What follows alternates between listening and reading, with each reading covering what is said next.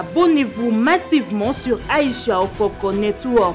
Oyebi tango tokei na mikili ya poto tozo kende kuna kaka pona ko kende te ko sala mbongo et puis ko futa tango tokenda kuna okei otali pendenge baninga pe bazo vivre bazo traiter pe bana o memi ango pe côté oyo alors ndé na monaki bazo traiter bana kuna et pas na biso kuna bana baza bakonzi alors na lobaki te ngai pe fona me malikanisi wana awa ya kozwa bana ko tia bango na bisika na bango ya bana nde omoni likanisi wana elaki ngai il faut na sala eloko moko peut-être koleka na ba o baza kuna parce que mboka na biso to sito mesana mwana aze eloko te mais ngapo na nga na mona kaneti mwana soko edike lelo lobi akozala mutu donc na likanisi wana nde na lobaki te bana o bakoya na nzela nanga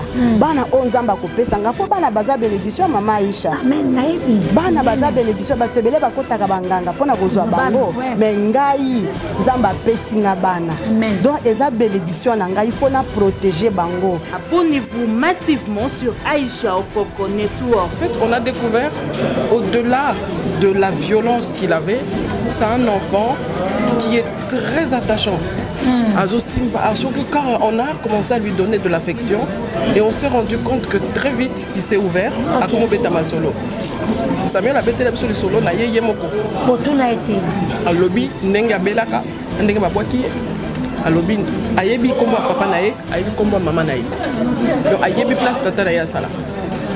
Alors, ce ne peut pas dire que cet enfant est malade mental. Non. Il n'est pas malade mental. Donc, il y a beaucoup d'enfants qui sont infectés comme ça. Et nous avons une évolution. Tout à l'heure, quand j'ai fait mon discours, j'ai précisé quelque chose. Bano Babandi classe en janvier. On n'a pas payé, Dieu mes témoins, l'école. On nous avait proposé quelque chose. J'ai dit non. On a la Tchaki Bango pour qu'ils s'imprègnent. Pour l'année prochaine, Babandela. Mais surprise, sur le bulletin, preuve à l'appui, on a 74-84%, babandi en janvier. Tous en mois avril. Avril, oui. De janvier. Banamsuba kenda classe kala, bamsuba bakata classe il y a plusieurs années, d'autres continuent à aller à l'école.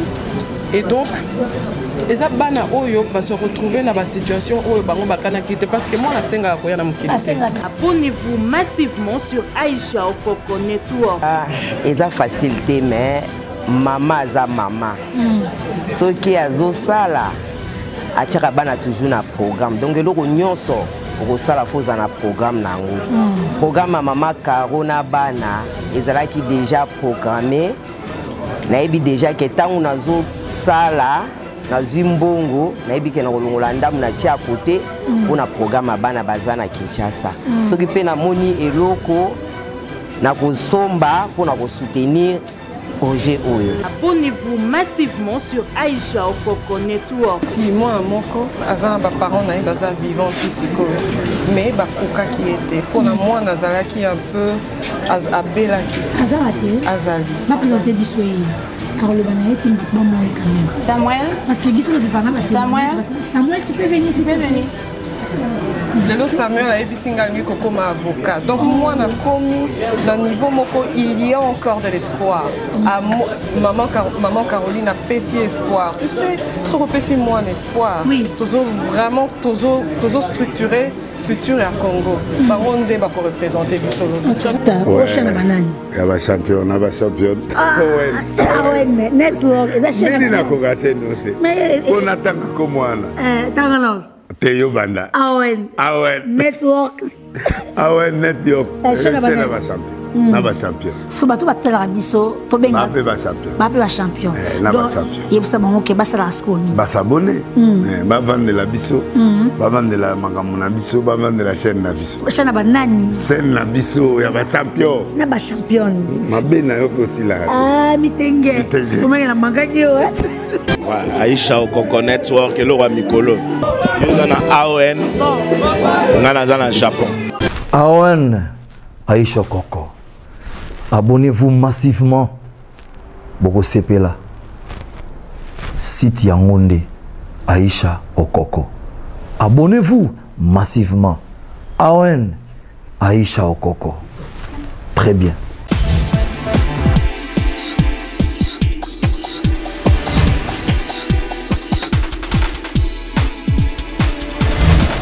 Il a tenu la mise sur bateau, ça bien été. Ils ont respecté. On dirait mon tour, il y a des parents. On dirait mon tour, il y a des botama yemoko, mais kola yemoko, amela te rappelle yemoko. Tu vas nous kinda kutana kana batwana de batanga, basisa ba classe na bango, ba comment on sala bazwa mbongo donc biso. Yuko tozana bien, tozana yana bino nyonso senga ba pesa batando kanyo ba na sasa mbebonga. Ngamoko tatanga moko mama. C'est réciproque. Yo moi on se laisser faire. Tout bonnement. On l'a dit moi mobali, nous t'es assez mais que non.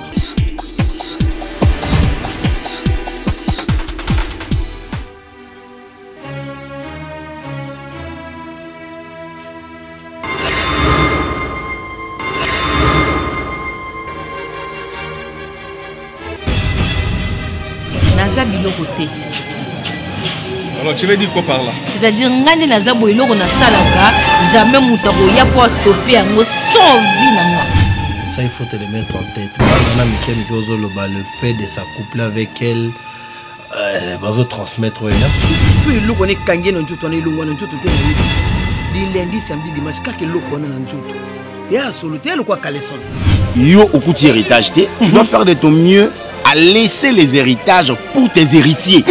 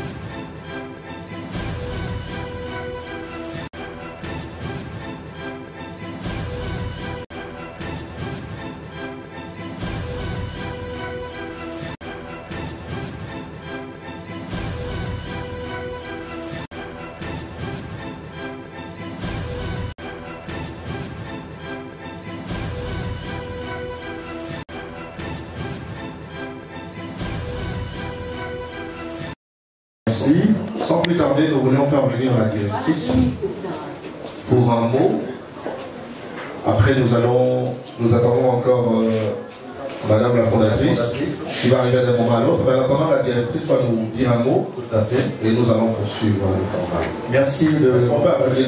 Bonjour. Bonjour. Bonjour. Bonjour les enfants de la grâce. Bonjour. Qui dit? Bonjour les enfants de la grâce. Bonjour. Mesdames et messieurs, bonjour. Bonjour. Nous vous remercions pour votre présence en ces lieux. Nous nous excusons pour le retard. On a eu beaucoup de retard, mais on a essayé de nous rattraper au mieux qu'on a pu. Papa Bertin tout à l'heure a parlé de l'orphelinat des enfants de la grâce. Alors, moi je m'appelle Ndeye Nakasona Émilie. Je suis une amie de longue date de Caroline. Nous avons vécu ensemble aux États-Unis pendant plusieurs années. Et moi, je me suis retrouvée au Congo plutôt que elle. Alors, elle a toujours voulu, nous avons toujours voulu nous occuper des enfants, elle de son côté, moi de mon côté. Nous avons traversé des moments assez difficiles dans notre enfance en grandissant. Et on s'était dit, on s'est toujours dit, chacune de son côté, qu'on ferait quelque chose. Et on se retrouvait, Caroline avait commencé quelque chose. Moi, personnellement, je faisais des activités de gauche à droite avec des personnes vivant avec handicap, avec des enfants, mais sans pour autant ouvrir un orphelinat ou un centre d'accueil. Alors, Caroline a commencé la première fois qu'elle est venue visiter Kinshasa. Elle est venue au début de l'année passée. Elle a commencé à faire des dons dans des orphelinats qui existaient déjà. Elle en a fait plusieurs. Pour commencer, elle a commencé avec 3 orphelinats où elle a fait des dons. Elle est revenue, elle a refait des dons. Mais il n'était pas satisfait parce que quand ce qu'elle faisait, les enfants ne recevaient pas ce qu'elle donnait. On s'est souvent retrouvés, elle faisait des dons. Le lendemain, quand elle revenait, tout ce qu'elle avait donné, pour vous donner un exemple, quand on donne un sac de haricots, c'est 100 kilos. Quand on donne le lendemain, vous ne trouvez rien, et que les enfants n'ont pas mangé, il y a un problème. La même chose avec les sacs de riz, les jouets et tout qu'on sort. C'est à ce moment-là qu'il s'est fatigué. Elle a dit, je préfère encore ouvrir quelque chose où je pourrais gérer ce que je donne aux enfants. Les enfants ne manqueront de rien. Parce qu'on s'est retrouvés, au lieu que les enfants mangent, on nourrissait les adultes. On nourrissait des adultes responsables qui vivaient chez eux, qui prenaient ce qu'on donnait et qui partaient avec. Alors c'est comme ça qu'elle a décidé de se lancer dans la démarche d'ouvrir un orphelinat. Elle a commencé par une fondation. La fondation qui porte son nom, Caroline Shekaokito.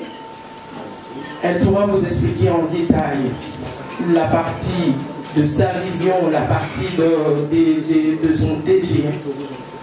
Alors, quand elle a commencé, en arrivant ici, moi je la recevais chez moi et elle a eu beaucoup de difficultés.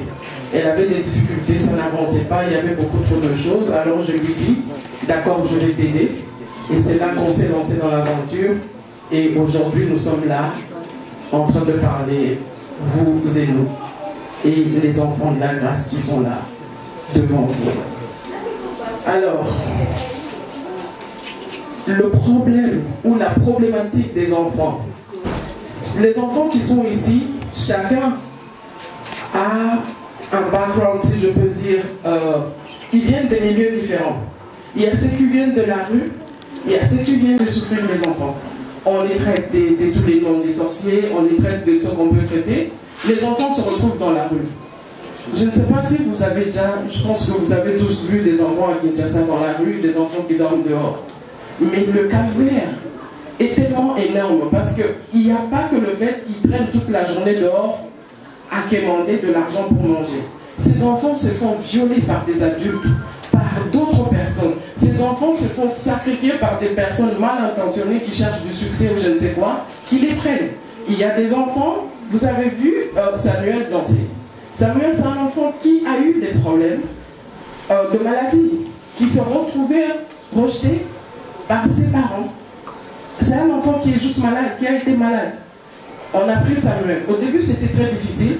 Aujourd'hui, Samuel s'est intégré, il est là, il est assez intelligent, il sait parler. Quand il est arrivé ici, il avait du mal même à citer le nom de quelqu'un. Aujourd'hui, il sait prononcer les noms des enfants.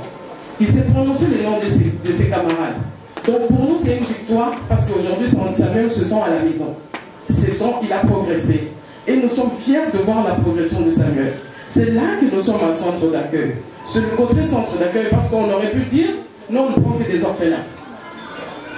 Mais le côté centre d'accueil, on prend des enfants vulnérables pour pouvoir les aider. Et ils sont nombreux. Nous avons commencé plusieurs. Il y avait plus d'enfants que ça. Comme d'habitude, certains sont partis parce qu'ils se sentaient mieux dans leur liberté de la rue que revenir. Et qu'être dans une maison enfermée, certains n'ont pas pu, sont partis. Comme dans un cycle de la vie, il y a toujours des entrées et sorties, certains sont partis, sont revenus, ne sont plus partis, d'autres sont revenus 2-3 fois et sont repartis. Et ça continue, ça continue. Et donc, le centre, l'orphelinat est centre d'accueil. Nous, normalement, nous sommes censés prendre des enfants. Nous prenons des enfants de 0 à 10 ans. Pour l'instant, nous avons commencé avec des enfants qui sont à peu près 6 à 14 ans. Parce que nous venons de commencer. Nous avons besoin de plus d'effectifs pour pouvoir prendre des bébés. Un bébé demande beaucoup plus d'attention, beaucoup plus de choses. Il faut beaucoup plus de personnes. Comme on vous a présenté, on n'a que 2 mamans qui s'occupent des enfants en permanence. Et ces mamans-là qui s'occupent des enfants sont elles-mêmes mamans chez elles à la maison. Donc vous comprenez, elles peuvent être ici, elles font 3 jours, elles laissent leurs enfants chez elles à la maison pour venir s'occuper de nos enfants, des nouveaux enfants qu'elles ont aujourd'hui. Donc c'est tout un challenge. C'est comme ça que, pour l'instant, on n'a pas encore pris des bébés. Parce que de toute façon, des bébés, on a besoin de plus grand espace. Donc on attend voir quand on aura un espace plus grand, parce que les bébés ont besoin d'avoir un espace à eux, avec beaucoup plus de personnes qui s'occupent d'eux. Vraiment, ça demande beaucoup. On ne veut pas s'aventurer. On a voulu faire la différence, faire différemment. On a fait les tours des orphelinats à Kinshasa et dans des provinces. Moi, personnellement, j'ai fait des tours dans les provinces, j'ai vu comment ça fonctionne. Des fois, on place des enfants par terre, on les met par terre à 10, ils dorment à même les sols. Et on les couvre ou on les couvre pas, ils dorment. Le but, c'est qu'on soit orphelinat. Et ce sont ces personnes-là qui demandent beaucoup plus de dons que l'on reçoit d'ailleurs. Mais les conditions des enfants ne répondent pas du tout. Ne répondent pas. Nous, on a voulu faire la différence. Pour l'instant, on ne peut pas en mettre autant, mais on préfère qu'un enfant dorme sur un lit et assez de nourriture. Nous avons, jusqu'aujourd'hui, nous en scolarisons 11. Nous avons pu scolariser 11 enfants. Aujourd'hui, il en reste 16. Donc sur les 16, 11 vont à l'école. Et comme on vous a dit, ils ont commencé l'école en janvier. Ils ont commencé en janvier. Il y a des enfants ici qui ont réussi. Avec 76%, 84%, ils ont réussi. On n'a pas payé l'école pour qu'ils réussissent. Ils ont commencé en janvier, quand un élève qui commence en janvier. Certains sont ici, n'ont pas été à l'école depuis plusieurs années. D'autres n'ont jamais été à l'école. Donc, en fait, ce ne sont pas des enfants bêtes, comme papa l'a dit tout à l'heure, comme on dit les enfants de la rue ne les a pas mis au monde. Mais on les appelle, on leur a collé un cliché, les enfants de la rue, les enfants sorciers, les enfants, on a donné tous ces noms. Mais ces enfants ont du potentiel. Je passe des journées avec ces enfants, je peux vous dire, celui-ci, il est doué à faire ceci, celui-ci, il fait, qui te dessine, tu regardes les dessins qu'il fait, tu te dis, mais il n'a juste pas eu l'opportunité ou l'occasion de s'exprimer. Comme vous avez vu, ils aiment beaucoup danser. J'ai découvert les talents de beaucoup aujourd'hui en danse. Je ne sais pas. Mais vous avez vu en récitation. Mais si je vous dis certains d'entre eux qui ont récité, ça fait un moment qu'ils n'ont pas été à l'école. Mais ils ont fait des récitations. Nous, pour nous, c'est une victoire. Parce qu'on a pu leur donner cette envie, cette chance de faire sortir le meilleur de eux-mêmes. Et c'est tout simplement ce que nous cherchons à faire, sortir le meilleur de ces enfants. On ne peut pas sortir tous les enfants de la rue, même si c'est ce que nous souhaitons. Mais le maximum qu'on pourra faire, on le fera. Le but est que demain, ces enfants soient réinsérés dans la société. On l'a dit tout à l'heure, on ne connaît pas le futur de ces enfants, mais une chose on sait que c'est un futur des gagnants. Il y a des ministres qui sortiront de là, il y en a un qui veut être footballeur, il y a d'autres qui veulent être médecins, ils sont là. Et nous, on s'est dit on va les accompagner au maximum pour qu'ils arrivent à ce qu'ils peuvent à accomplir leurs désirs et leurs rêves. Raison pour laquelle nous vous avons invités en ces lieux pour partager ce moment, voir ce que nous faisons. Il y a aussi la partie que, mis à part le fait qu'ils vont à l'école, ceux qui restent à la maison, ce n'est pas que parce qu'ils restent qu'ils ne font rien. Nous avons contacté l'ASBL Monakilasi. Cet ASBL, ils vont vous expliquer exactement ce qu'ils font. Ils s'occupent des enfants, non seulement ceux qui vont à l'école, mais même ceux qui ne vont pas à l'école. On enseigne des enfants avec... on va vous expliquer tout à l'heure comment ça fonctionne, comment ils présentent. Donc, en attendant, comment nous vivons, nous faisons du volontariat. Et on fait des appels de dons, de gauche à droite. Il y a des personnes bien entendu, mais c'est que vous avez vous donné. Donc, je ne veux pas m'éterniser pour laisser la place aux autres. Aussi, si vous voulez aider un enfant à aller à l'école, avec $100, on peut scolariser. Les enfants sont enseignés dans 4 langues, dans les 4 langues nationales. On leur enseigne en français. Déjà, il y a le français, mais il y a le lingala. Merci beaucoup. Merci Madame la Directrice. Je pense que M. Rafiki, il est temps pour nous de donner la parole à celle qui a rendu possible cette fondation. Exactement. J'ai Madame la fondatrice, Caroline Cheka.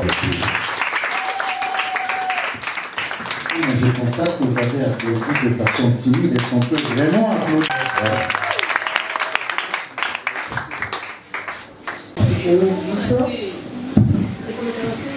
Na ndenge voye ko soutenir Fondation Caroline Cheka Okito. Nalingi mi présenter moi moke. Na banda eloko depuis pour moi. C'était pas tout ça pour moi. Na à partir à 5 ans nazalaki kotanga soki bavoisin na biso balie te nakokende nazwi mwa biloko na provision mama nakei napesi e nakosala bongo mama aza kobetanga aza kogalela ngai me nga natikaki te nalobaki na nzambe soki opamboli ngai nga mpe nakopambola bana parce que biso ntango tozalaki kopona tozalaki na mwa bozwi kasi bato mosusu bazalaki nango te et je me rappelle tellement que maman azalaki kolinga te nazwa biloko napesa bavoisin e ngai na age ya 7 ans nasalaki mwa bilanga ya nguba e bilanga wana ezalaki ete nasala na bana koteka comme ça nga moko nazwaka napesaka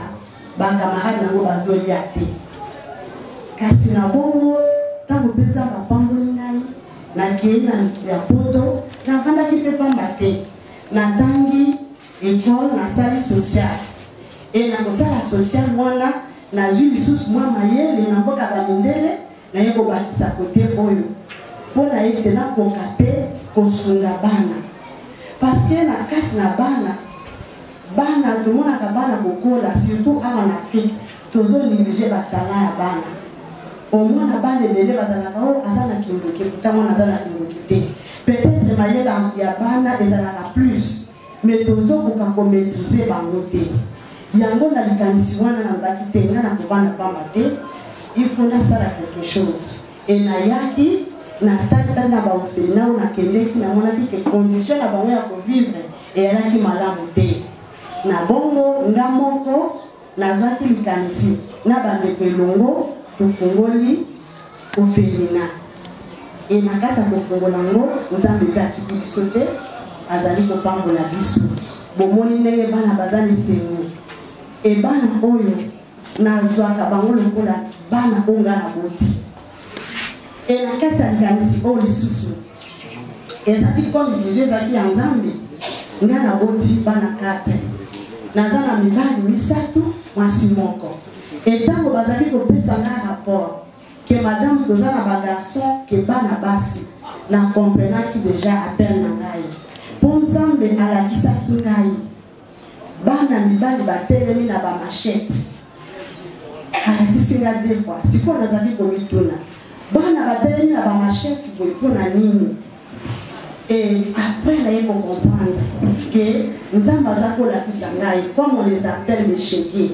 baza ba chégué parce que tant que bana bazo bima na banda bazo kenda bana ezo se petisa nzambe te parce que baza bana o nzambe ye moko akeli baza batu na ye na yango wana soki bozo mona ke toza na balibali plus que basi ezali vision ya nzambe et nayebi ete na kati na vision oyo nzambe akotika biso te tokokundisa bango na makoki oyo tokozwa tokokende na bango elongo mpe na kocelebre mpe bagraduation na bango na koya awa na kotambola lokola mama oyo abokoli baministre na kotambola lokola mama oyo abokoli badocteur ainsi de suite parce que nayebi bana na ngai nazali komona moko na bango et naza sûr ke na elongo na bango la kozala motu likolo na pesi bino merci.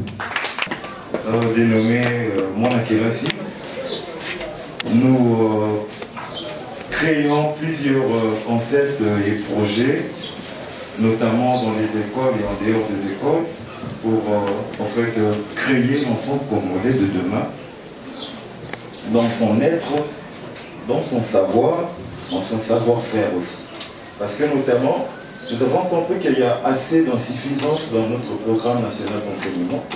Et alors nous avons essayé de mettre en place des programmes qui accompagnent les enfants dans plusieurs disciplines pour essayer de voir leurs compétences au niveau de leur encadrement depuis la maternelle jusqu'au niveau du secondaire. Et cela, on crée aussi de supports, notamment de livres et autres matériels de support didactique qui permettent aux enfants à s'identifier comme étant des Congolais. Donc voilà. Et c'était une opportunité pour nous de voir cet orphelinat avec Madame Émilie que je salue. Lorsqu'on nous a parlé de cet orphelinat, on s'est dit bon c'est bien. Nous allons essayer de voir qu'est-ce qui est mis en place pour essayer d'accompagner ces enfants, notamment sur plusieurs disciplines. Déjà qu'on a détecté qu'il y a plusieurs talents parmi les enfants. Et nous essayons de voir comment essayer de mettre assez de programmes qui va prendre en charge les enfants. Bien qu'ils sont scolarisés de l'autre côté, mais nous aussi, en dehors de l'école, donc nous allons essayer de les encadrer pour voir ce que ça donnera dans un futur proche. Donc si je peux ne pas monopoliser la parole, donc voilà, c'est ce que nous sommes. Et encore grand merci à la fondation Caroline Okito. Et c'était pour nous un plaisir d'être parmi vous. Merci. On n'a pas au minute de présenter, mais on sait. Nous travaillons en partenariat avec des personnes aux États-Unis qui sont venues spécialement pour l'événement, pour l'occasion. Ce sont des membres de la fondation qui sont ici. Nous avons Madame Mireille.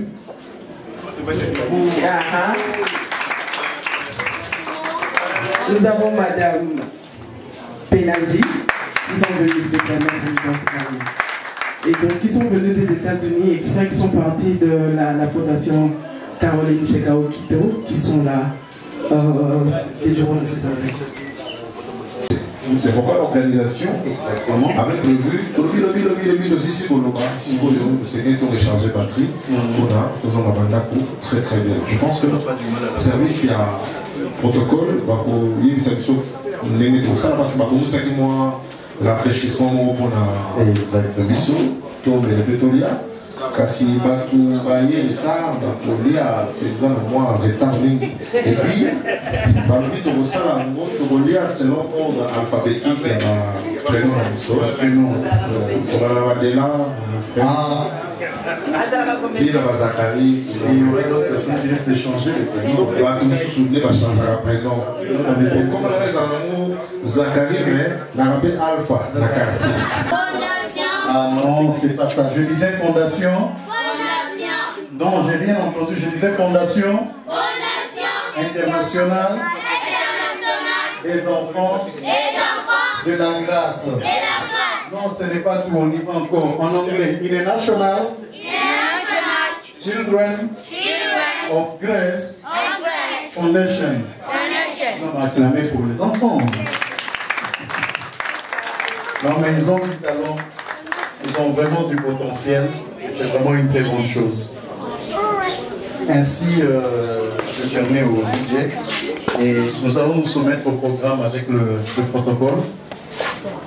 Il va soit nous inviter ou alors...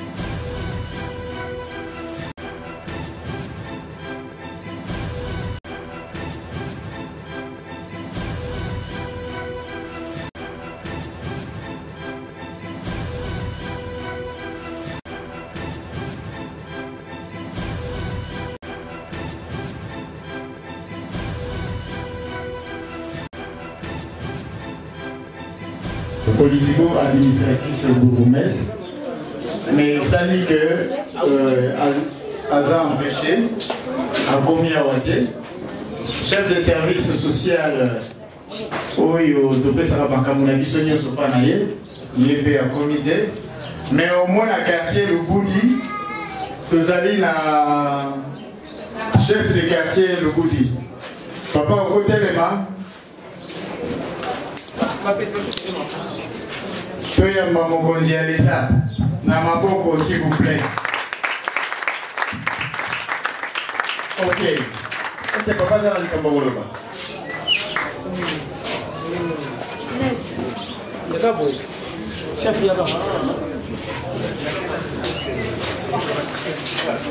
Nasepeli mingi likambo oyo apparaître la biso inattendu. Vraiment, là il est sur ma casse. Lobby ou après lobby, la reprise à explication na baninga na ngai bakokamwa. Eloko esalami na mabele na nga Lubudi. Donc les nazalika wa naza na mabele na nga. Alors eloko esalami na mabele na ngai sans la yeba. Ezaka bien te. Na on a une invitation na tali na fona koma. Na komi c'est formidable. C'est formidable. Bana ndimba bini yawa. Ndimba le français, ndimba cette récitation. Félicitations. C'est-à-dire chef de rue azakaka na sima awa. Donc c'est pour dire que tous allons dans maboko ya malamu. Maman chef de rue. Tant on a donné au Bénin, elle a malade. On a koya kaka. Donc on est dans la balabala nangai. Na koya. Yé wana pe akomi. Donc nous allons protéger na ba continuer sur l'État. En tout cas, merci mingi na likambo ekoti na balabala nangai. Obenga yango nini vraiment ezali pe bénédiction. Bon, ceux qui bapesio bana, bapesio banzelu, vraiment, ça le fait bapesio baka na éviter le loba koloba. Na remercier maman Cheka. Oui, bien attends, alors puis bien que na âge à 7 ans, apandaki pour ça la sacrifice oyo. Lelo akamati pe bana kaka 7 ans bangoyo. Yango vraiment na balabala oyo ezali bénédiction munene côté ninga na balabala oyo. En tout cas, je n'ai pas de problème. Je suis malade, mais je suis merci.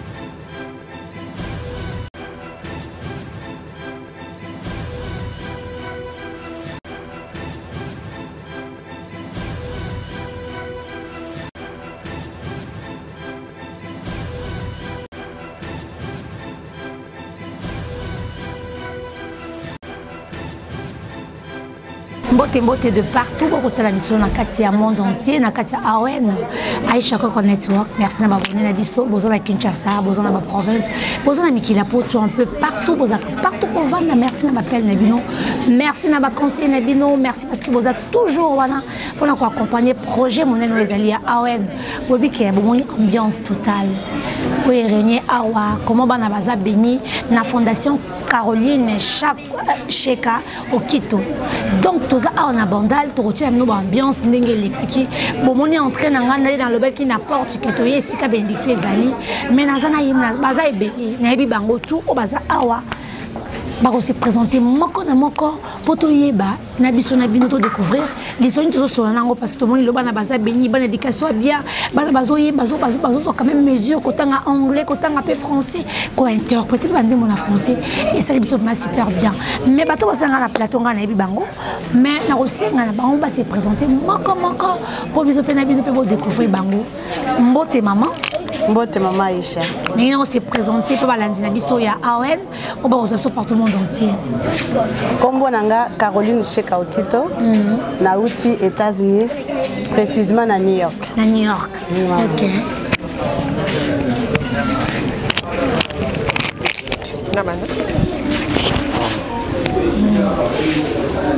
Maman bongo nga kombo nanga Mireille Bondo Kabengele. Ya nga na uti précisément aux États-Unis comme maman Caroline, mais précisément à Boston. Na Boston. Maman bonjour. Bonjour. Yo kombo nanga se présenter. Kombo nanga Pélagie Otenga na uti États-Unis précisément à New York. Côté mon maman Caro. Merci beaucoup, hein, cher abonné à Awen Network. Pour découvrir ma solo niaisa parce que tout le monde est quatre na siko qui dit bana ma solo bana. Na bi na sima déjà Lionel azo la biso Calico na biso na sima et ko zo indiquer que c'est saison ezali. Mama Sheka. Ama Sheka ngande. La holo maman. De Maki maman. De Kamanya ma. De Maki de Kamanya. OK, c'est très bien. Maman pour Sheka biso tout na fondation Caroline Sheka au Quito. Ezanini. En tout cas, Fondation Caroline Sheka au Quito. Ezawana pona kosunga bana. Ezawana pona kozwa bana oyo babwakami. Ezawana pona kozwa bana oyo baparents bazali so na bo moite nzamba sa bengi bango. Fondation Caroline Sheka au Quito et yé pour na kozwa bango kopesa bango avenir moko meilleur. Ah meilleur. OK, mais nous accompagner yo monter na moni ba bande ko ya tiko na tout ce que maman na rapé pour na ko compléter nini na Fondation Caroline Sheka au Quito. Yo posali moko ande ko na ezanya mikila poto na les États-Unis kuna et bisa biso ozana ni pe na kati fondation mais elo ni as oyo yo moni ndiko na sanya malamu pour accompagner na projet kitoko. Ah merci maman. Bon, gata on aye na solo la ki na maman Caroline. On a solo na maman Caroline. Aye ko trouver nga pour na fondation naye. Alors avant nami kotisa nga ikoyeba ezali nini de quoi il s'agit au fait. Alors na senga qui est-ce que vous allez na ba vidéo que okoko la sanga ozo sala. Comme ça na kokipe kopesa oyo ngai contribution nanga. Alors tango atindenga ba vidéo na moni bana na moni musala ezo salama. Alors nga en tant que mère na lobité na kokotika ngo bongote na expertise on a lango tika na pesa maboko pone ke liboso déjà ce qu'elle a fait ezaki lo monene et simbi motema ya bato ebele nazolo ba kaka pona ngaite pona sima na biso il y a beaucoup de gens qui représentent donc bande ko na biso ba américain précisément na état ya New York baza tellement intéressé ya koyeba oyo ezosalama awa yango wana nga mpe nayaki naya kolakisa bango mosala monene oyo ezosalama komema yango kuna epa bandeko bayeba que maman Caroline a fait quelque chose de grand qui va oyo ezomema bana liboso mpona oyebi lobi na biso eza biso te alors il faut te promouvoir bango yango wana nazali awa. Merci beaucoup maman nanga namoni yo poye na kati ya délégation yebisa biso maman Sheka asali eloko moko kitoko est-ce que tomoni bana baza bini mbala bayembi banzembo oyo bayebisi biso ke bazalaki libanda grâce à maman Sheka basi découvrir comme le français nayebi te kambo oyambi yango ndeni. En tout cas nayambaki yango ezalaki mwa pasi tellement nalingaka mwa logique makasi yango wana vraiment natunaki ye précisément ayebisa nga alakisa ngai oyo azosala atindela nga ba video nasololaki na ye nakomaki lokola conseiller na ye donc nga ndimi nazalaka conseiller na ye ata alingi asala likambo atunaka nga en tout cas nasepelaki makasi nalobi en tout cas oza vraiment mama mpo oya ozonga ntina Kinshasa biso bato tokenda liboso tozonga te ezalaki mwa kobanga mais lokola aza mama alobi ke délégation etindi elobi bokende botala eloko nini ezosalama kuna eza ya solo eza ya lokuta en tout cas tomoni mosala malamu bana baza bien santé kitoko avenir na biso alobi ezalaka bana en tout cas nasepeli makasi. Merci beaucoup maman Caroline tozongi pa na yo parce que idée eza vraiment ya yo yebisa biso idée moyaki yo ndenge nini idée oyo yelaki ovandi na otano baneige otano télévision okenda mosala ozongi mais idée ya kopenser oyo babalobaka très souvent na bana ana mboka nini Afrique ezaki ondeni ezaki inspiré na saint esprit ozaki guide na nini bon idée nange eyelaki ngai oyebi ntango tokei na mikili ya poto tozokende kuna kaka mpona kokende te kosala mbongo epuis kofuta ntango tokendaka kuna okei otali mpe ndenge baninga mpe bazovivre bazotraite mpe bana omemi yango mpe kote oyo alors nde namonaki bazotraite bana kuna epa na biso kuna bana baza bakonzi alors nalobaki te ngai mpe fona mema likanisi wana awa ya kozwa bana kotia bango na bisika na bango ya bana nde omoni likanisi wana elaki ngai ke ifo nasala eloko moko peut-être koleka na ba o baza kuna parce que mboka na biso tosi tomesana mwana aza eloko te me nga mpona nga namonaka neti mwana soko edike lelo lobi akozala mutu donc na likanisi wana nde nalobaki te bana oyo bakoya na nzela na nga bana oyo nzambe akopesa nga mpo bana baza bénédiction mama Aisha bana baza bénédiction bato ebele bakotaka banganga mpona kozwa bango me ngai nzambe apesi nga bana donc eza bénédiction na ngai il faut na protéger bango il faut na chérir bango lokola mama yango wana omoni ke nazwaka baavion plus chaque fois mpona tala bango pamba te ata natali oyo yanga kuna ya koto na kokobwakisa bango te mpo baza bana na ngai nde ozomona nazwaki likanisi wana ya kobokola bango ya kotia bango na bisika vraiment ya bana. Merci beaucoup maître kozonga na yo avant na tuna bande ba maman msuko zana bango maman Caroline bana baza combien bana baza 26 tozana bana 26 mais toza na capacité ya kozwa bana tant tina 100 mais maman Caroline parce que tu as vécu que mboka na biso batu basutena batu mingi te avant tout la vérité hein mais ce que soutien na ozozongo wapi parce que c'est pas facile ya kotia bana ebele bongo moi les amoto na fola tuna kuna moi mon tour na tourner pas na yo pour répondre à biso parce que maman Caroline a le bic na capacité kozwa bana plus de 100 bana pour batia bango awa mais comment vous avez un partenaire, vous avez besoin de soutenir, puis non, parce que c'est pas facile que berger, plus de 100 bana, vous pouvez savoir la vie autre, vous pouvez savoir. Absolument, Dengolobi, bah partenaire baza. Non, non, bah partenaire, il y a les bossons, les alibatos, tous ça en bango. Ok. Alors toyaki awa, bazo salam salamoko malamu. Il faut tout élever bango. Bango vraiment des baza partenaire numéro 1. Pour la bandimi, bami pesa bango moko pour na bana oyo. To ozomona que to ebi passe au abisso Congo. Mais comment on a que mutuami pesi, ça touche tout le monde, tu sais. Ngana talaki vidéo, je me suis dit mais bano yo baza futur ambo canabiso, baza nazam mama bana et je me suis donné comme je me retrouve à l'intérieur comme partenaire. De même, les appels à battu belé ba américain et belé état à New York et bien existence. Il y a orphelinat à maman, il y a maman Caroline.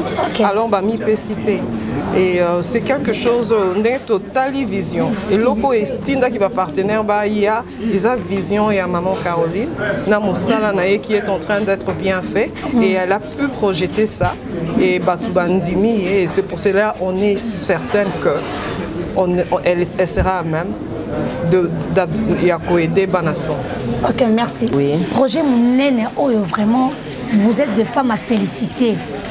Bon là la rapongité na ba moyen de bino ya muke o nzo mazo pambola bino bozo penser ko aider bano bazo na biso na Congo ezamboka na bino. Na ebité au sala ndenge nini. Ou économiser ndenge nini pour participer à la casse à l'écambo parce que c'est pas facile, ba courant et paye, ba maille et paye, ba taxe et bien poto. Mais comment tu arrives à économiser pour participer à la projet monene oyo ma Caroline a l'histoire. En tout cas, ils ont facilité mais maman za maman. Ce qui a zosala a tirabana toujours na programme. Donc le nyonso Rosala Foza na programme nango. Programme Maman Carona Bana ezalaki déjà programmé. Nayebi déjà que tant on a zo sala na Zimbongo, nayebi que na kolongola ndamu na tia à côté pour na programme Bana Bazana Kinshasa. Ce qui peut na moni eloko na kosomba pour na ko soutenir projet oyo. Ah ok, c'est bon. Ma Mireille n'a habité au Sangasi, ngo bakse souni. Ngo bakse o. Ok, bakisa. Na mona ki otuna ngali kamba ba partenaire. Ok. Na otinda message. Mutunio so azoka message wa partenaire. Ah ok. Bano baza biso, ezala bozaka na Congo. Ezala boza eza gouvernement. Ezala ezali bande ko na biso na mikili ya poto. Tout le monde est partenaire. Tous ont invité Batunio so. Ba ya otia maboko na bango na fondation oyo poto ke liboso tana bilongia kitoko boye tozana bango batunso bakia bato États-Unis bakana mbongo mingi mbongo wango yo moko ebi mama tosaka biso nyonso kana mikio tozana ngo on se bat et on ajoute on ezaneti pour bakisa na oyo muto azozanga donc rien n'empêche que muto mo pas qui chasse azana e béni oh mais azapa pamboli azapeka ezaka ndekonanga ezaka bénédiction muto aza bénité tout le monde est béni. Amen. Maman quoi couper samsala nae ezali déjà partenaire. Et otozo luka tozo tia mutute que aloba que naza béni na mbongo boy. Te muto a motema pour les enfants. Alors c'est eux qu'on invite. OK, merci beaucoup pour ça. Ma Caroline tozo gato chité votre ambiance quand même des bana bazo c'est là. Yebisa biso. Ba projet à venir ya fondation Caroline chez Kachon au kito ezali. Bon, projet na biso toza na projet vraiment monene. Toza na projet ya ko pesa lisusu bana vie na ba bonne condition. Ce qui veut dire que na ba bonne condition wana biso moko tozala na école na biso. Biso moko tozala na ba place ya ba jeu ya bana. Donc eza deti ke bana ba uti classe boye bazala kaka na ndako te ba ko kibeko kena na ka parc moko boye basakani tozala pe toza na projet ko bimisaka bana peut-être 2 fois par mois boye. Ba visiter pe pourquoi pas ba bisika mususu to saleti moi récréation moko boye. Donc ba projet vraiment eza ebelé. Avant la maman Pélagie pe mais comment vous faites pour na besoin bana besoin ba tozela mino bana ce qui nga pe na bana ko ile pe bana. Bien sûr maman Aïcha toza na besoin ya bana ce qui que mwana oyo bozo mona atabisika bovandi bomona ka mwana moko boye azalaka na problème aza peut-être na problème a mutu ke ba parents bazo kokayete biso toza awa pona koyamba bango na biki batu botana biso lobi samedi na Lionel toza na descente makasi lobi na bibo na 5h na équipe awen tozo ki ndikotala bana moko ba mama kufaki mais na émission wana eza pasi pe mawa après l'information na zwa ki mama kufaki na sida papa na mobulu na ye ayelaki mama sida mama mapasa ba bébé mibale batikalaki baza na 8 mois moko nzoka na kufaki pe na sida toza na bébé moko na okekota lobi aza na 8 mois aza na maladi abengaki biso eza pasi na yebisa équipe bana siko papa zwi bana ake ko isoler bango po mona image biso awen te travailler na ba image papa ke ko isoler bana place moko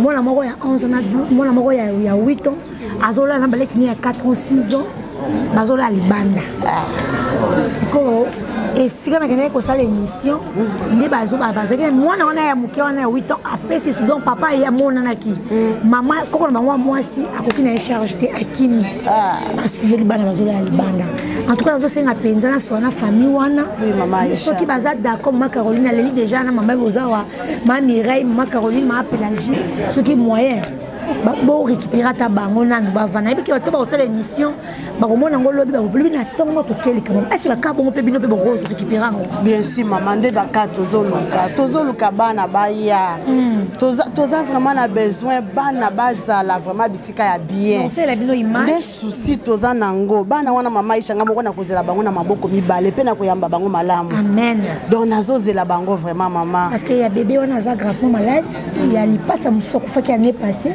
ngam nakundaki ye skolobi bilalali te donc nayebisi bana na yebi tetetete bana na mwana na libwasi ya jeune fille wana alukaka azalaka na nimero nanga garde yango nde lobi na ntongo toza kuna en tout cas mama na ngai nayebi ke boza motala bo mama nalobi yango na télévision bato bosoutenir fondation oyo botala fondation oyo oyika liso na bete bandimi déjà donc boyemba bango mama tokoyamba bango maboko polele maboko polele tokoyamba bango maboko polele tozawa mpona bango oyebi motema na ngaki bomano je crois que toujours partager en biso comment on a bana miki pourquoi pas komema bango a koelever bango o tomoni awa c'était pas facile mais oui baka ezali soko ke moko baka ngo ba témoignage comment ça a été yebisi so vraiment pélager baka po yebi bomba na zoto lonka siko comment ngai yebisi so baka ngo za ezaneti moi moko azana ba parents na baza vivant siko mais bakoka qui était pour na moi nazalaki un peu abelaki azali ma présenter bisoye alors le banaye timbatma moi quand même Samuel parce que biso le vivant Samuel tu peux venir s'il te plaît lelo Samuel a ebisinga lui comme avocat donc moi na komi na niveau moko il y a encore de l'espoir à maman Caroline a payé espoir tu sais sur repesi moi un espoir toujours vraiment toujours structuré futur à Congo bango nde bako représenter biso Samuel vient ba makasi ozo ba makasi lo ba yo Congo tala ye tala caméra aussi que Samuel va manger vraiment si ça vraiment m'appelle l'histoire à Samuel les années donc Samuel ba parents na batikaki atikaki kofana kokone moi na beli alors tout le monde va abandonner ba monique espoir ezali sous-souté mais tala ye lelo aye kofanda awa on peut encore lire l'espoir dans ses yeux donc nde otozo luka nde otozo sala OK merci beaucoup ma pélagie c'est dit surtout ba témoin je sais belé awa on va dans le micro na yo yebisa biso batémoin les ebele ba mwana nini mosusu ntango mama Caroline atindelo image ozalaki benda epate ozala excité ya kolinga koparticipe na kati ya fondation Caroline eza na mwana moko azali awa ayaki awa abandaki kotanga ayekoli kotanga na kokoma me koko na ye ainsistaki aya kozwa ye awa tokomona mwana ngo totomona ye soki azali balukela biso ye bato bamona bamonaki awa nazanga bavérité bele koko na ye ayaki po azwa ye akende na ye me mwana wana aboyaki alobi ayebaki kotanga te ayebi kokoma te mais grâce ya fondation Caroline Sheka Okito lelo ayebi kotanga ayebi kokoma donc yeyo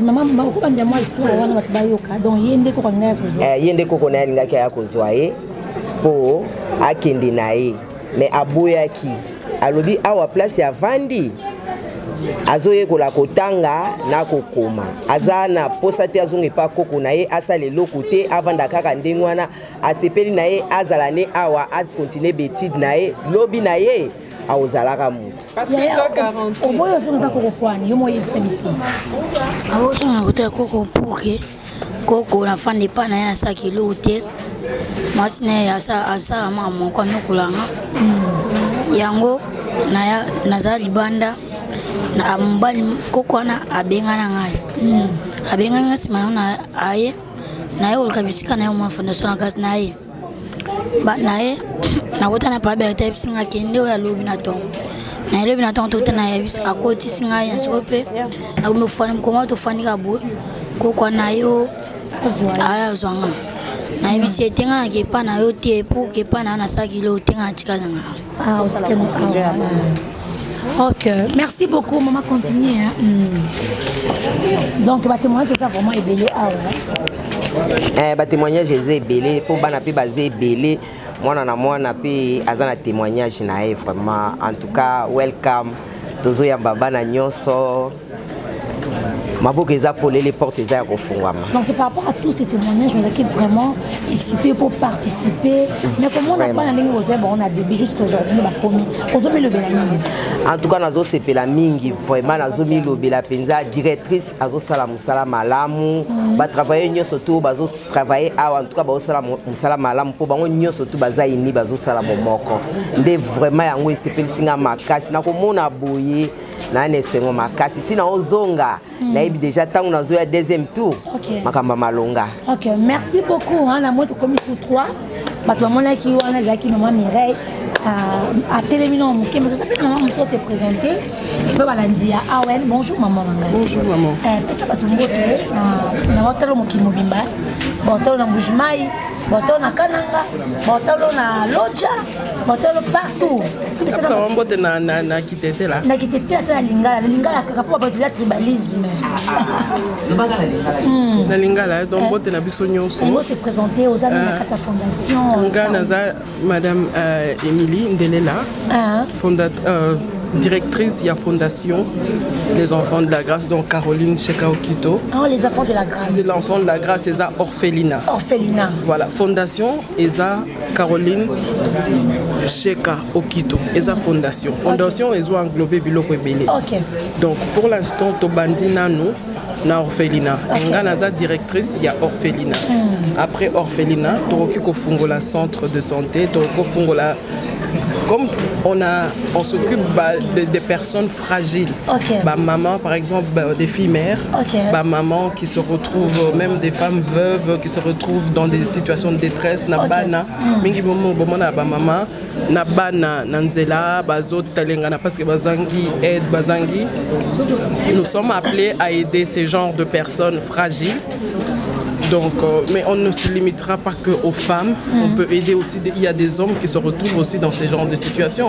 Comme on a papa mingi tout le monde a dépassé. Dépassé. Azana ndekolo sosote bana ba kufi sokinini a se retrouver yemoko. Ozomo na batumso balala libanda baza ebele. Donc, la fondation est appelée à faire plusieurs actions. La première action que fondation est aussi composée Eza Orphelina. Orphelina. Enga naza directrice ya Orphelina. Merci beaucoup ça directrice pour aujourd'hui ngado konto directrice. Donc yo pena ko omona ngani makambo. Na mona makambo ebele. Est-ce qu'il arrive plus fois ba ko na kamo bo directrice pas lié en tant que maman. Chaque jour oui, chaque jour tu as quelque chose de nouveau parce que ngana moni bano ndenge baye. Moko na evi évolution mona nyonso balakisi bino Samuel. Samuel premier jour ayaki au grand supporter était. Azao beta, azao finga, azaki na kanda ya makasi incontrôlable. Mais les lois bomoni bovandi nae, ako mutanga ba kombo batu, ako benga yo na kombo, ako zala et c'est qu'en fait on a découvert au-delà de la violence qu'il avait, c'est un enfant qui est très attachant. Car on a commencé à lui donner de l'affection et on s'est rendu compte que très vite il s'est ouvert à Komobetama solo. Samuel a bêté le solo na yemoko. Botuna été. A lobby nenga belaka, nenga babwaki. A lobby ayebi kombo papa nae, ayebi kombo maman nae. Donc ayebi place tata na ya sala. Alors, ça ne peut pas dire que cet enfant est malade mental. Non. Il n'est pas malade mental. Donc, il y a beaucoup d'enfants qui sont infectés comme ça. Et nous avons une évolution. Tout à l'heure, quand j'ai fait mon discours, j'ai précisé quelque chose. Bano Babandi classe en janvier. On n'a pas payé, Dieu mes témoins, l'école. Que pour on nous avait proposé quelque chose. J'ai dit non. On a la Tchaki Bango pour qu'ils s'imprègnent. Pour l'année prochaine, Babandela. Mais surprise, sur autant de bulletins, preuve à l'appui, on a 74-84%, babandi en janvier. Tozan a mois avril. Avril, oui. De janvier. Banamsuba kenda classe kala, bamsuba bakata classe il y a plusieurs années, d'autres continuent à aller à l'école. Et donc, les abana oyo va se retrouver dans la situation où bango bakana quitte parce que moi la senga ko yana mukili. Volonté par parents. Les volonté par parents, mais par parents sous bazo assumer. Il y a des abandons, il y a des maltraitances. Parce qu'il n'y a pas que... Souvent, on a tendance à parler que de filles qui se font violer. Puis ce sont là-bas les balles qui se sont fait violer. Oui. Et ça, ils sont vulnérables, tous ces enfants-là. Et on ne regarde pas souvent les garçons aussi. Mais dans la balabala, nenge bazali. Na balabala, tout le monde a bon, mais konzi balabala pe baza. Et quand toi tu te retrouves vulnérable dans la rue, tu es obligé de te soumettre devant mon konzi balabala pour na ozwa protection. Sinon, bah monsieur se bando beta. Et ça, ce sont des histoires qu'on me raconte. Oko vanda o leli parce que le binom. Moi na oyo azam moi na moké. Quand tu regardes, tu dis c'est un bébé. T'as nenge baza. J'ai vu l'épanouissement. Tu es dans ma solo. Mais ce que moi, je me suis dit, maman, je besoin de l'eau. Il y a mon été. Je suis repoussé dans le cas. Il faut que je me dise. Et tu te rends compte que c'est des choses banales que Bissokou, tout ça, moi personnellement, je ne pense pas à manger du pain et na mwamba, na qui part mais et et j'ai fait un anniversaire nanga qui était le mois passé. Na sombi gâteau, il y a anniversaire nanga naye awa pour na kabola gâteau na bango. Mais et sengo bazala ki nango mingi, c'est la première fois qu'ils goûtent à un gâteau. Bah au moins on a pas bougé ndenge na ici. Je soufflais avec eux les bougies. Voilà. J'ai soufflé les bougies avec eux. On a coupé les gâteaux, on a mangé. Azo et maman. Maman, au gâteau. Mais j'ai rien fait de spécial. Pour moi, je voulais juste partager un moment. Et je me rends compte que plusieurs, c'est la première fois qu'ils voyaient Nasomba Babouji, oh, et ça là, oui, oui. Et ça qui est un macasse. Comme ça, ballon. La première fois qu'on a ramené des ballons, tout ça là qui dînait, j'ai dit qu'on va manger spaghetti bolognaise. Ok. Mais Ezaki, bonne année. Bonne année. Bonne année Nabiso. En fait, c'était leur nouvel an. Oui, vraiment. Les Toza Awa, mais ce anniversaire n'a pas monté. Je suis obligée de créer des dates d'anniversaire pour tout le monde. On a tout fait anniversaire à moi. Toza na misu suneti awa, mi balé baza awa ya na ki basali neti. Basala qui n'a ni récitation na bango. Basali récitation ba oloba bien français, ils te parlent très bien, ils sont très intelligents. Mais ba oloba ke papa na bango ça. Mais ce qu'on lobi OK lukaye, ba bi soko OK a rolongola biso awa. Ezambala liboso te place to kota rolongola biso to azong saison na balabala. Il y a une petite qui est venue hier qui a voulu dormir. Oui. Voilà, mais on ne peut pas le montrer malheureusement parce que ça a un problème dans la famille. Ok. Mais tu as un balabala. Pourtant, tu as un problème dans la famille. Akimi, pas de menace qui est Akimi. Voilà, tu as Akimi, Kokima Akimi, Akomi na balabala, ti, Akomo tambola na batuti bazuye. Nous on l'a eu à partir de Oferna, Moussou et Memeli Bisoye. Comme awa na tie na classe. Balongo lelinga na classe, koko na ye aye alubia olongo la bilamba. Oh. On a dû donner l'enfant. Mais on doit comprendre. Moi naye azala qui na santé à bien. Nengo moni ona kondi makasi. Akondi makasi. Mais lobi a bondeli po alala na bité. On a les athées. Omoni yo moko makambo salemaki soko oyengo lala ba yebi place aux athées ba robengela nga police ba okanga. Je n'ai pas le droit de te garder. Ça te fait mal parce que na boyi et il était quoi 19h.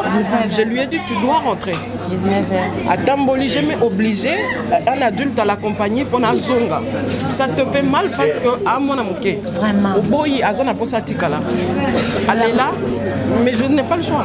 Donc la difficulté moi c'est ça yango toloba ki toza orphelinat mais centre d'accueil aussi parce que netié baboti na ba na bomo na tata na maman na ba na bomo mais mon aza traumatisé. Bon imagine toi combien vous font raison ba bazanga ba tata na ba maman bazana niveau nini. Donc on a plusieurs sortes de problèmes.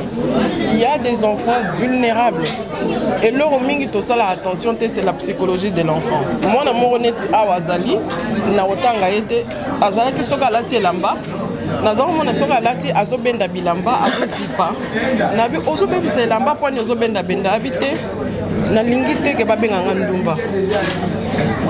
J'ai été choquée. Nabi babenga yo ndumba pona nini? C'est ce qu'on me disait à la maison.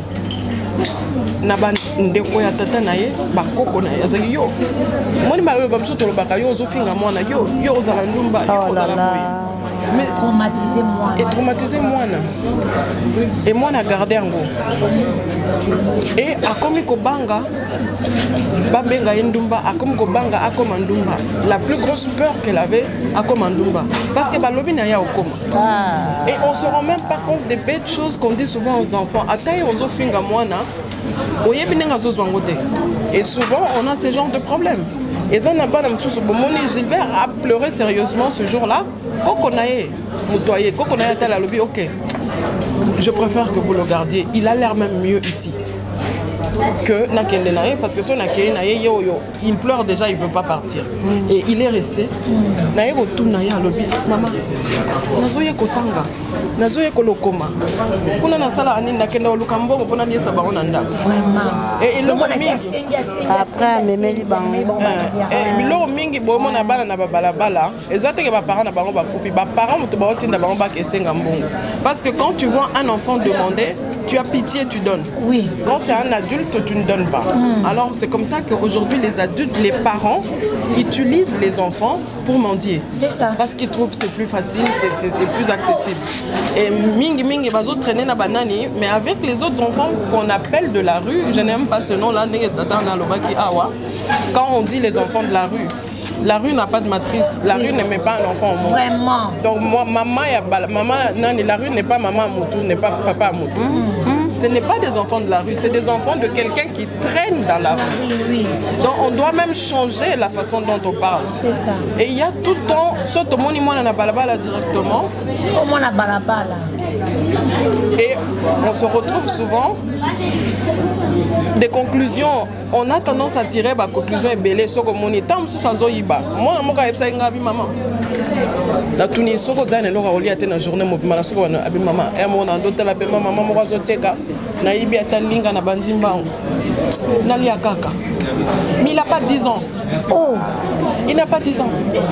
Et donc sensibilisation et accord. Ce qui est loyo tomekiko, ça ne nous demande pas beaucoup. La première chose que l'enfant a besoin, c'est l'attention. Et puis bazamba na mike, mais moi na mike, c'est pas parce qu'on a tendance à considérer déjà moi na lokola za mike ayebe loroté. Chaque jour so na yena pourquoi tovandara. On a essayé à vandi, tomber ta masolo. D'abord, on tombe la journée naïe, et puis on tombe ta masolo. On tombe ta masolo en bongo. Et moi, il y a tout ça, tout la boîte, il y a shawarma. Là, bon, ce que shawarma ça combien? On a dit que ah, tes shawarma ça 8 000 francs. Là, il y a combien? Oh, toi 16, on a dit 8 000 fois 16. Et ça est combien? Il y a un bon bébé. Ce qu'on bon wana na sani na somba madeso na loso tolia na Thompson to na somba na to shawarma boponi mais so na somba loso na madeso tolia ngwata 3 jours amate oyebi tozo senga on ka pona posa ka boye mais to réfléchir te pona mais nengo betele biso lisolo to comprendre maman boluka mbongo pona biso ouais ba poto na biso basala te vraiment. Mais c'est des enfants mais qui te parlent parce que j'ai décidé de parler d'eux comme des adultes et ils comprennent. Donc ce sont des enfants. Ce sont des enfants qu'on les considère comme des êtres humains et on parle avec eux comme des êtres humains, comme des personnes responsables. On les responsabilise en même temps.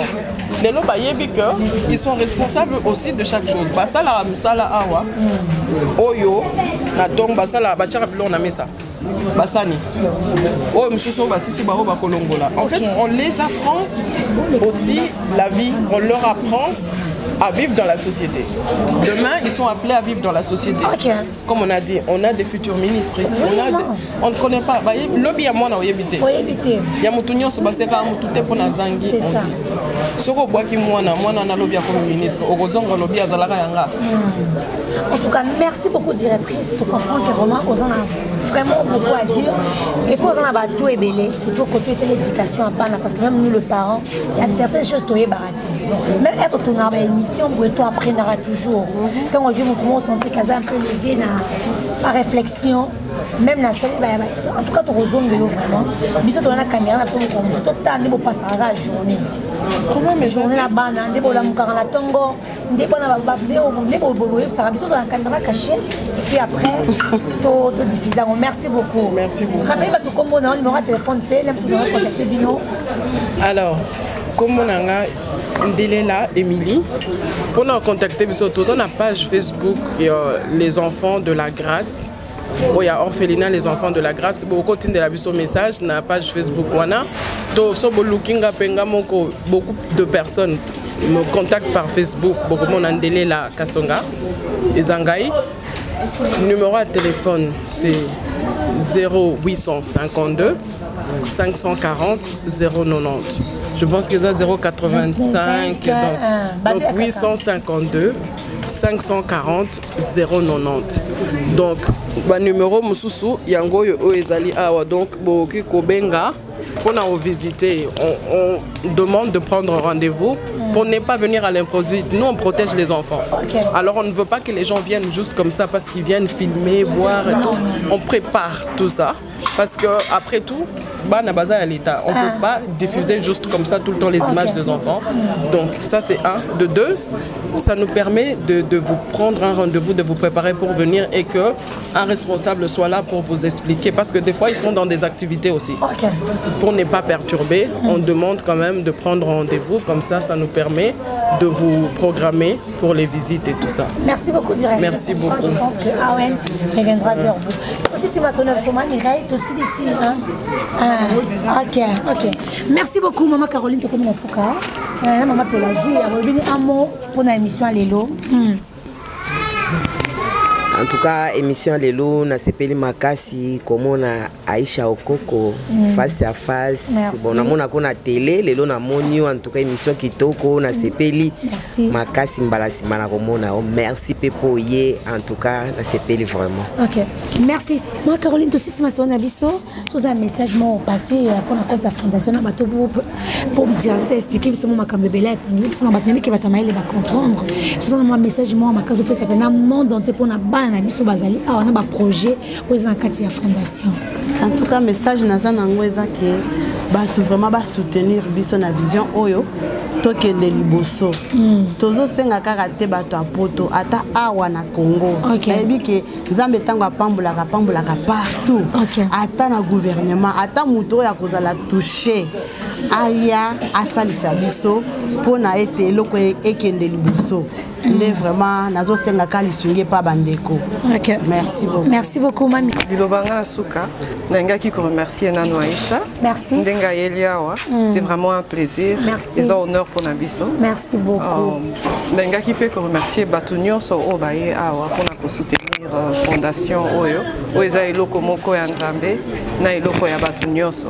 Et mot de la fin, Ezaka, merci Nabino Nyoso. Merci beaucoup. Directrice, le Robaxizate. Ok. Merci beaucoup pour s'abonner massivement. On a un détente, ma fille Mekoti. Merci de la prise de vie. Au moins, vraiment, Fondation Nabiso Oyo. C'est le numéro. Lionel inséré le numéro. C'est le numéro à côté. La Fondation Pambola Bana. Et Zana Bandal. Adresse de Bopécité. Avenue Gombe. Avenue Gombe. Yango Oyo. Donc, 20 Avenue Gombe, quartier Bisengo. Na Bandal. Bandal Chibango. Ok, merci beaucoup. Bye bye.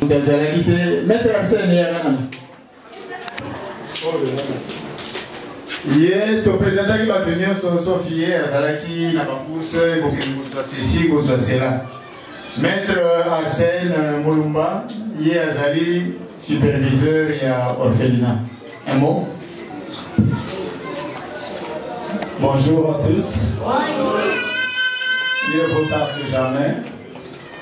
Les bons moments est arrivé, on dit c'est les cadets qui gagnent plus. Je tiens à vous remercier pour votre présence en ce lieu, en ce moment. Je n'ai pas trop de commentaires à faire, d'autant plus que toi et Petit. Je vous remercie, je vous souhaite une bonne fête. Au revoir à tous. Bien, merci.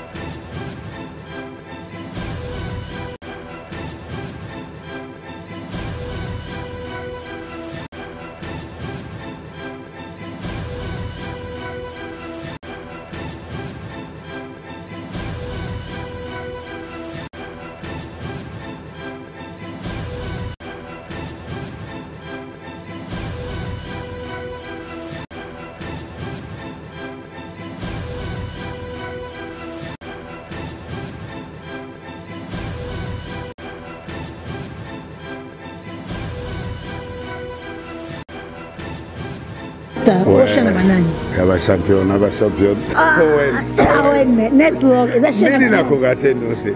On attend ko mwana. Tangana. Teyo banda. Awen. Network.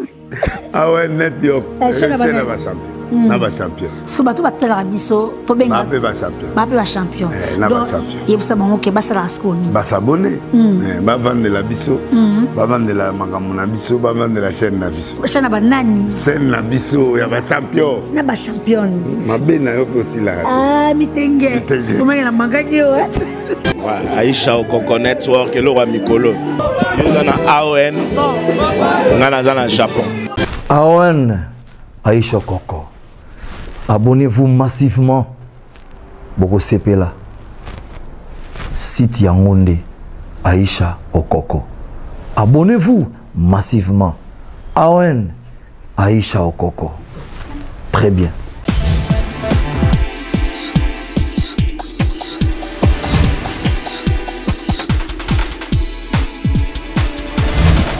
Il est un homme sur bateau, ça bien te. Il s'est respecté. On dirait mon tour, il y a un para. On dirait mon tour, il y a un bota mayemoko, mikola yemoko, amila te rappelle yemoko.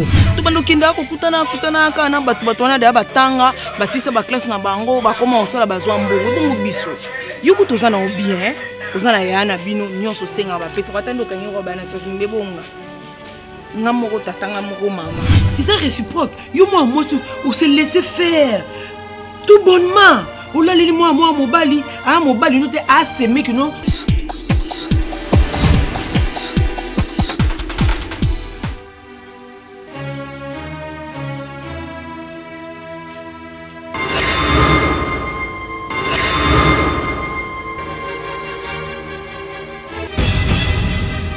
Naza biloko te. Alors tu veux dire quoi par là? C'est-à-dire ngani naza boiloko na salaka, jamais mutako ya pour stopper ngo sans vie nanga. Ça il faut te le mettre en tête. On a Mickey Mikozoloba, le fait de s'accoupler avec elle, va transmettre là. Si le connaît kangé non joto na ilungwa non joto te. Di lundi samedi dimanche kake loko na joto. Ya solo te le quoi caleçon. Yo okuti héritage te, tu dois faire de ton mieux à laisser les héritages pour tes héritiers.